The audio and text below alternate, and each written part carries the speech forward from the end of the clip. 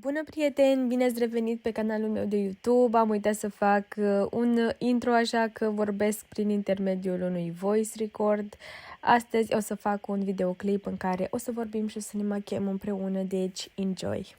O să folosesc și câteva produse noi pe care nu le-am mai folosit pe canal, așa că o să vorbesc puțin și despre ele. Nu sunt extraordinar de multe, dar sunt câteva pe care le-am cumpărat de-a lungul lunii februarie și martie. Cam în aceste luni nu am filmat machiaje și s-au mai strâns câteva, așa că o să le folosesc acum și o să vă spun părerea mea despre ele. Încă nu știu ce machiaj vreau să fac, însă vreau să începem cu ochii pentru că astfel o să pot să am libertatea să fac orice. Și vreau să folosim această paletă de la MUP, se numește Bridal Palette. Cam așa arată ea, sper că o puteți vedea.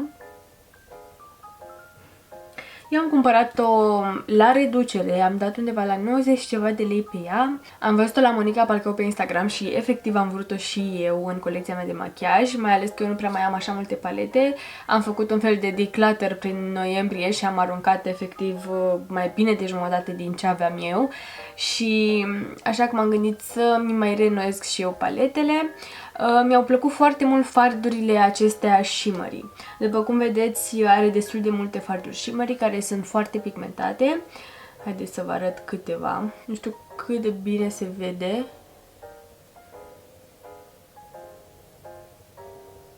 O să fac eu niște swatch-uri apoi și o să le pun undeva pe ecran ca să vedeți cât de bine se văd aceste farduri.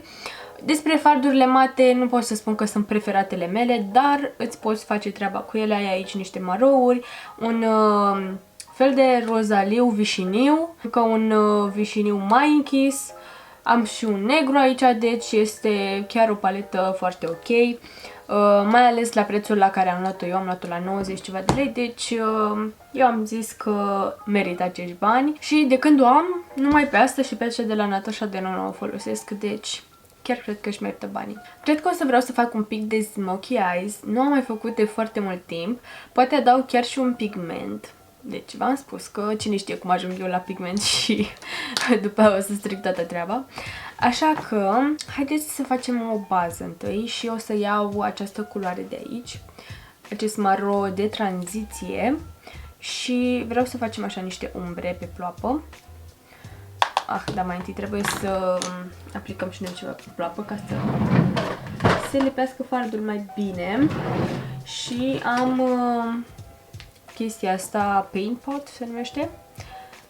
Da, Prolonger Paint Pot de la MAC Cosmetics și este în nuanța Bare Study.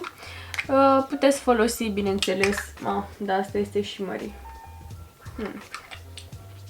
Nu o să folosesc asta, o să folosesc un concealer și îl folosesc pe acesta de la Catrice. Merge foarte bine și un concealer, nu vă trebuie un produs special pentru acest pas.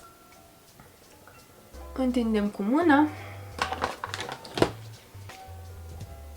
Iar acum o să iau nuanța asta mai deschisă de aici, care este un fel de peach, așa, un fel de piersică, pentru a seta concealerul pus pe ploapă. Și o să-l împrăștie așa pe toată ploapa. Reluăm de unde am spus că iau acest maro și vreau să fac niște umbre. O să iau acest maro și ăsta puțin mai închis, iar apoi o să vin cu acest negru, pentru că am spus că vreau să fac un fel de smoky și cu niște auriu pe ploapa mobilă, așa că haideți să vedem ce este. Cred că nu am filmat de o lună de zile. Și nu găsesc neapărat un motiv pentru care nu am făcut-o, nu mă învinuiesc neapărat cu ceva, pentru că, da, e nasol să te gândești că, oh, shit, iar a trecut o săptămână și n-am postat. Adică este o responsabilitate pe care ți-o iei la un... mai mult sau mai puțin atunci când începi să postezi. Dar ceea ce am înțeles eu este că deocamdată sunt într-o perioadă în care trebuie să-mi termin facultatea, mai am câteva luni și termin facultatea. Facultatea e deloc ușoară, care, pe deasupra faptului că nu e ușoară, nici nu-mi place, absolut deloc. Așa că este de 2 ori mai greu să o termin. Și pe lângă faptul că este foarte greu și foarte stresant, mai ales online, pentru că deja profesorii au început să vadă cum e treaba, și acum cer mult mai multe chestii decât cereau atunci când eram fizic la facultate, pentru că vor să se asigure că suntem prezenți, că răspundem și așa mai departe. Și este mult mai greu să-ți iei punctajele pentru examen și bla bla bla. Deci pot să spun că este un stres destul de mare, iar pe lângă faptul ăsta că e stresul mare, nici nu-mi place ceea ce fac, mai am și licența de făcut, deci mă simt cumva sufocată. Iar când nu fac nimic de genul, pur și simplu și pentru faptul că stau mă simt vinovată. Nu știu dacă vouă vi se întâmplă. Să ziceți, ok, astăzi nu vreau să fac nimic, dar cu toate astea, nu știu, te uiți la un film sau habar n-am și tot te simți vinovat pentru că stai. Așa mă simțeam și eu. Cu filmatul pur și simplu cred că nu mi-am găsit avântul ăla, nu știu, eu cred că trebuie să am așa un fel de click, gata, mă ridic acum, îmi iau camera și filmez. Pentru că editatul îmi vine mult mai ușor, odată ce am material de editat, stau și 5-6 ore la rând și termin, adică nu e neapărat problemă la editare. Chiar glumeam cu prietenii mei că dacă stau 6 ore pentru facultate, cred că am zis asta odată într-un vlog, dacă stau pentru facultate 6 ore, sunt moartă de obosită, deci nu mai vreau să văd în fața ochilor nimic. Dar atunci când stau 6 ore să editez, deși nu mă pune nimeni, vine pur și simplu din propria mea voință, efectiv nici nu simt când trece timpul. Mă uit la telefon și văd că am 50 de mesaje, 3 apeluri pierdute și așa mai departe, pentru că efectiv sunt super focusată pe ceea ce fac. De asta zic că nu se compară când faci ceea ce îți place cu ceva ce, nu știu dacă disprețuiesc neapărat, dar cu ceva ce efectiv nu-ți place de nicio culoare. Se simte o diferență uriașă. Uriașă. Dar mă gândesc că mai este doar puțin și că dacă îmi dădeam seama de chestia asta că nu-mi place și că se poate face și altceva fără nicio problemă, probabil renunțam și mă duceam undeva unde îmi place mai mult. Eu mă gândisem la publicitate, la SNSPA. Nu că acolo s-ar învăța mare chestie, cât că mi-ar fi fost mie mai lejer și ar fi fost poate un domeniu unde chiar aș fi vrut să activez. Pe când în informatică, într-adevăr, este un domeniu de viitor, dar e un domeniu care nu-mi place absolut deloc. Nu mă văd stând atâtea ore în fața calculatorului și făcând chestii din astea așa foarte logice, foarte stricte, ca să spun așa, nu știu, mi se pare că sunt o persoană super creativă și nu-mi place să stau cu ochii în calculator atâta timp, să gândesc, să fie responsabilitatea aia super mare pe mine, că dacă crapă codul, să găsesc bug-urile, să... Nu. Mi se pare mult prea stresant pentru o ființă atât de micuță ca mine, nu știu. Că vine vorba despre fardurile astea, eu cred că foarte mult contează și ce pensule folosești.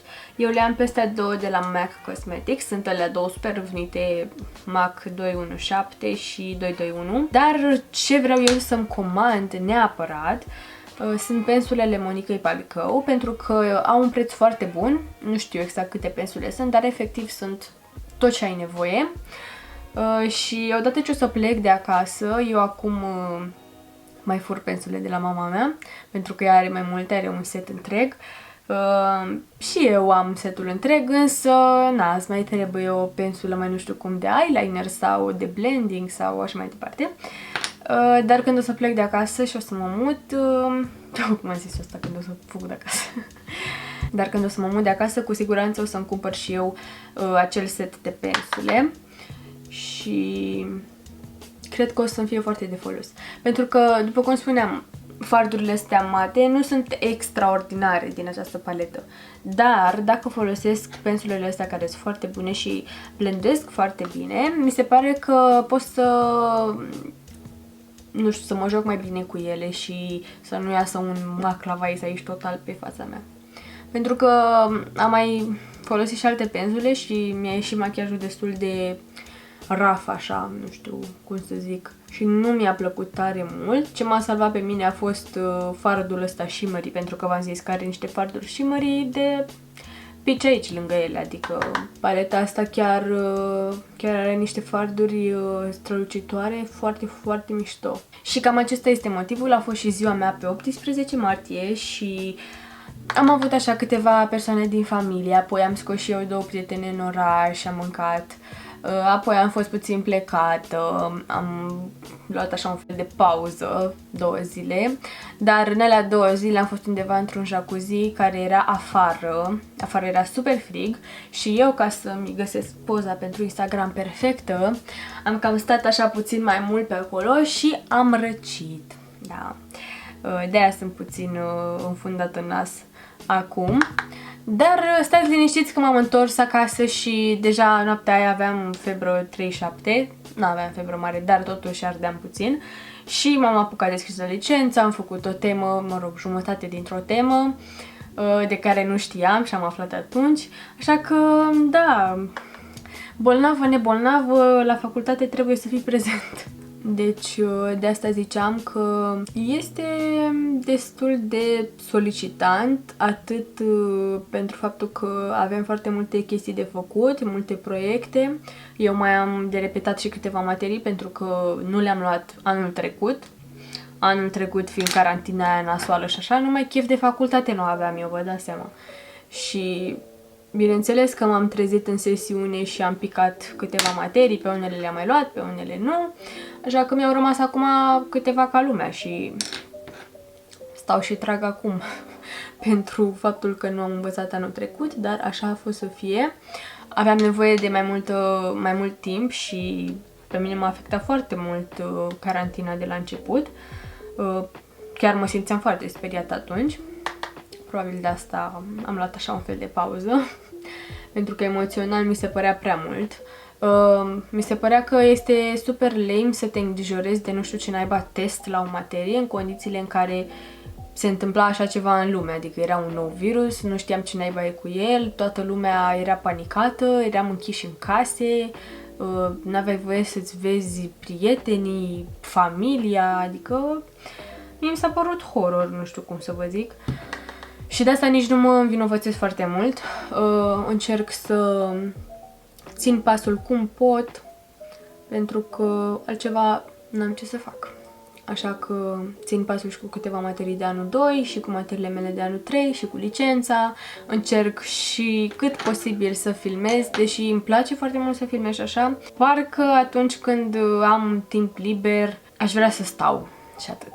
Aș vrea să stau. Probabil dacă n-aș fi fost în ultimul an de facultate, nu ar fi stat așa treaba. Nu că îmi găsesc scuze sau ceva, pentru că v-am spus, nu mă simt neapărat vinovată, însă știu că o să am o creștere mult, mult mai grea din moment ce eu nu postez cum trebuie.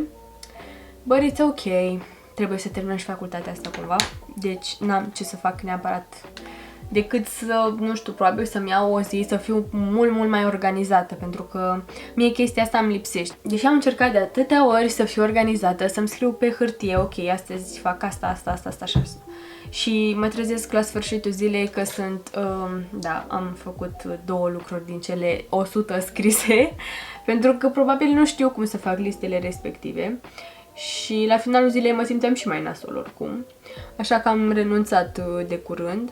Dar nu de tot, vreau să învăț cum să le fac și să fiu mult mai organizată. Mă gândeam că nu știu, dacă aș sta într-o zi să filmez 2-3 videoclipuri, cred că mi-ar fi mult mai ușor. Dar organizare, zero. De asta zic că nu este neapărat o scuză că am facultate sau așa, dar pur și simplu nu cred că mă organizez eu cum trebuie. Mi se pare că sunt și super, nu mai zic că sunt sensibilă, dar mă afectează foarte mult emoțional facultatea. Am avut o perioadă super nasoală prin noiembrie-decembrie și în luna ianuarie am decis să fac terapie pentru acest lucru. Și da, nu este o rușine să faci terapie. Făceam săptămânal pentru că efectiv simțeam că mi-afectează sănătatea mentală grav facultatea asta și nu neapărat facultatea, cred că în sine ce se întâmpla, faptul că sunt numai acasă, că nu aveam activitate, că nu prea îmi vedeam aproape deloc prietenii, iubitul, stăteam numai cu părinții, mă simțeam ca într-un fel de liceu, Tot ce aveam de făcut e să învăț, eu nu trebuie să fac mâncare, nu trebuie să fac curat, nu trebuie să nimic decât să învăț. Iar pe mine chestia asta parcă mă făcea să o iau razna. Mi se părea că foarte mulți profesori nu-și îndeplinesc rolul, adică foarte multe nedreptăți mi se pare că se întâmplă în facultate și nu numai. Da, și eram foarte, foarte frustrată de chestia asta, simțeam că numai facultatea contează pentru că eu numai asta făceam. Dar am avut nevoie de ajutor atunci, în momentul ăla, eram foarte, foarte tristă și să știți că m-a ajutat foarte mult terapia. Deci dacă sunteți într-o situație similară în care vi se pare că efectiv nu mai e scăpare și că tot universul vostru este așa, nu știu, năruit, atunci considerați o ședință de terapie, pentru că eu chiar cred că mi-a schimbat foarte, foarte mult viața până la urmă. Nu numai pe planul ăsta cu facultatea, cât și cum mă privesc eu pe mine, cum îi privesc pe ceilalți, tot așa în raport cu mine și cu deciziile mele. Eu, în general, eram o persoană aia care spunea da la orice și nu zic că încă nu sunt, însă mi se pare că sunt așa într-un fel de tranziție din asta continuă și mi se pare că toată lumea ar trebui să facă terapie, deci toți avem problemele noastre. Mi se pare că absolut oricine trece prin ceva, că mai grav, că mai light, că, nu știu, fiecare avem problemele noastre și mi se pare că parcă toți am avea nevoie de oportunitatea asta să ne dezvoltăm personal, dar cu un profesionist, pentru că practic asta facem. Așa că pe mine chiar m-a ajutat foarte mult și nu numai eu simt asta, că și cei din jurul meu mi-au spus că m-am schimbat total, că am o perspectivă mult mai pozitivă și chiar dacă am zile în care poate, nu știu, să zicem că plâng, da, mai am zile în care plâng, pur și simplu mi se pare că mă ajung din urmă toate, dar ok, îmi iau 10 minute, simt frustrarea aia, simt supărarea aia și tot ce e de simțit, dar apoi îmi șterg lacrimile și încerc să găsesc soluții raționale pentru ceea ce mi se întâmplă și eu asta zic. Mi se pare că tot ce ni se întâmplă în viață este la alegerea noastră. Nu neapărat tot ce ni se întâmplă, dar tot ce alegem noi să se întâmple. Faptul că sunt la facultatea asta și că mă supun unor cursuri care nu-mi plac. E alegerea mea. Dar trebuie să gândesc de ce e alegerea mea, care e motivul. Pentru că vreau la toamnă să am o slujbă stabilă. Ok, eu o să continui cu acest gând în minte pentru că asta mă ajută pe mine să duc la bun sfârșit această alegere. Nu vreau să o las baltă, deși aș putea. Aș putea în momentul ăsta să o las baltă facultatea pentru că it's ok, da?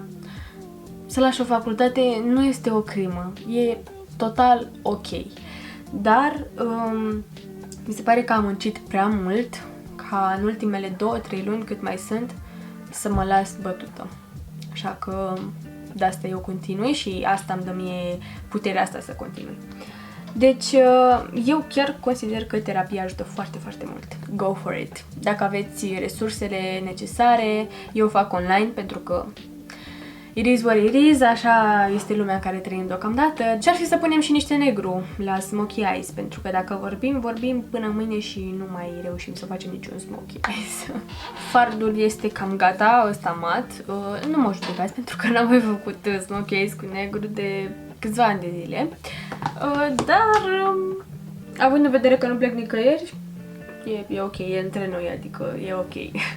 E un mediu safe. Vreau să văd dacă este de ajuns, dacă pun un far din ăsta și mării. Cel mai bine se vede atunci când îl aplici cu degetul, adică deja dacă le iei pe pensulă și apoi pe ploapă nu mai are același efect, după părerea mea. Așa că... Eu ăsta îmi place cel mai mult, dar e prea roz.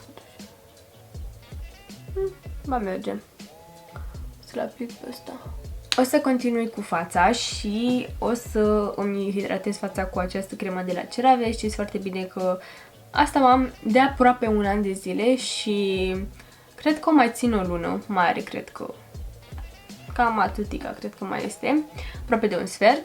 Deci mi se pare cea mai bună cremă. Efectiv, de la asta nu mi ies coșuri, nu se întâmplă absolut nimic, are ingrediente super safe și îmi hidratează fața foarte bine. Și vreau mai nou să o cumpăr și pe aia care are SPF, pentru că l-am pe cel de la Altruist și în curând nu o să mai am, așa că pe asta o iau cu SPF. În continuare, după ce mi-am hidratat fața, o să îmi dau cu acest fond de ten de la Dose of Colors în nuanța 110. Ăsta este puțin prea închis pentru mine în acest moment, însă la vară o să fie perfect, dar totuși îl folosim, nu este such a big deal. Asta l-am văzut tot la Monica Palcău, după cum bine vedeți, chiar sunt o fană înfocată.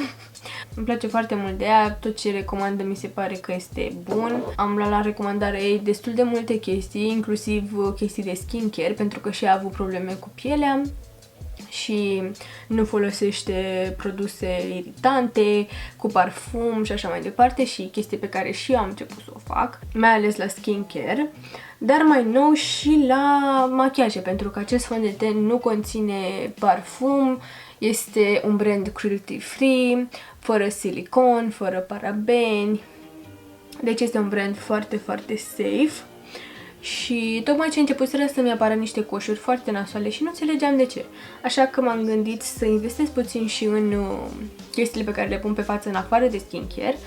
Și așa că mi-am luat acest fond de ten. L-am luat de pe Salon Provider împreună cu paleta și paleta de la MUP, tot de acolo este. Cu niște reduceri, chiar și acum cred că au niște reduceri. Cred că doar atât mi-am luat, nu fondul de ten și paleta. Destul. De la Salon Provider, vreau să zic. Îmi place foarte mult acest fond de ten. Nu are acoperire extraordinar de mare, dar eu nu caut acoperire neapărat într-un fond de ten. Deși mi-acoperă roșața sau ce coșuri mai am eu, le acoperă. Însă nu într-un mod full coverage. Este mai luminos, într-adevăr, ceea ce îmi place foarte mult într-un fond de ten. Costă undeva la 165 de lei, dacă nu mă înșel. Dar eu l-am luat cu reducere, nu știu, 130, parcă am dat cu reducere. O să-l pun aici undeva pe ecran și o să vă arăt exact prețul, ca să nu spun prostii.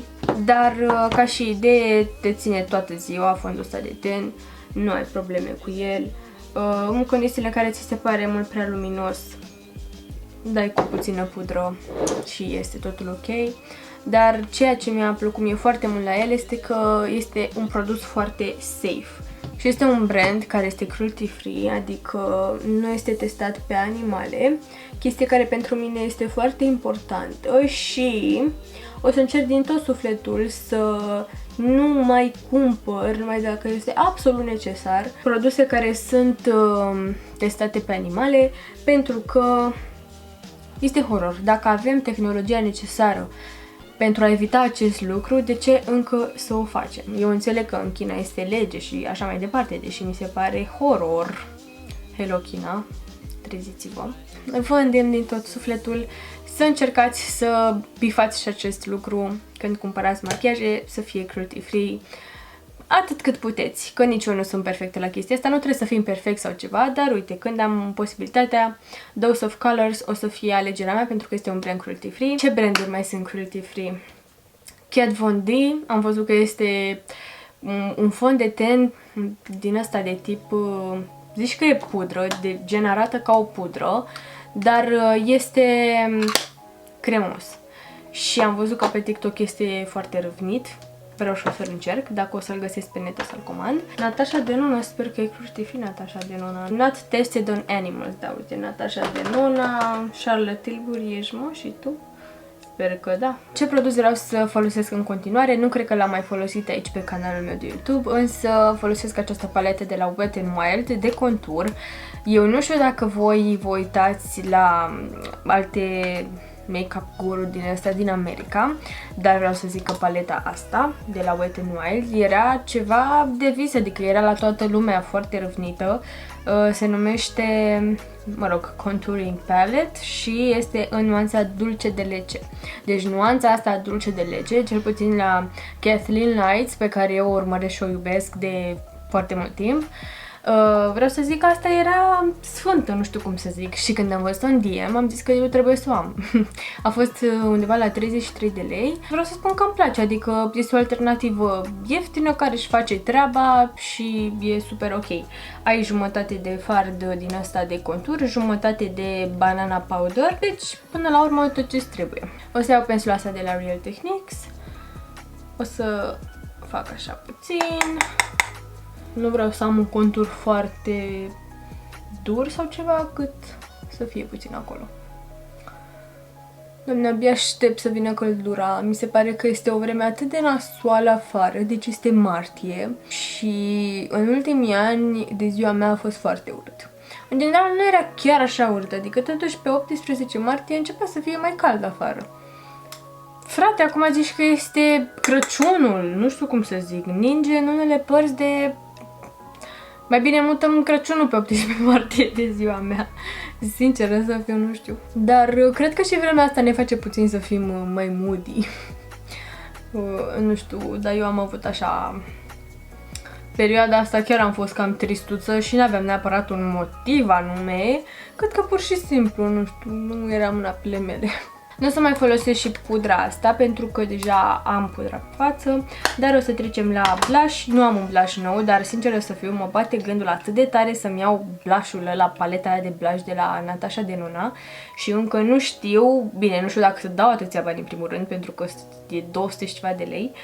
Dar dacă o iau, nu știu pe care să o iau. Este una în ediție limitată și este mai mică. Are un blush din ăsta cremos și un highlighter. Dar aș avea mai multe culori cu cealaltă paletă. Dar da, este o decizie grea. Și bineînțeles că na, să dai atâția bani pe o paletă din asta de obraj.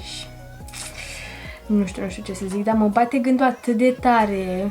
Voi ce ați face în locul meu? Ați cumpăra-o sau ați rămâne la ceea ce aveți deja? Pentru că am blush-uri cremoase, am și din astea solide, dar m-am cam plictisit de ele, sincer. Le am de aproape un an pe toate și nu vreau și ceva nou.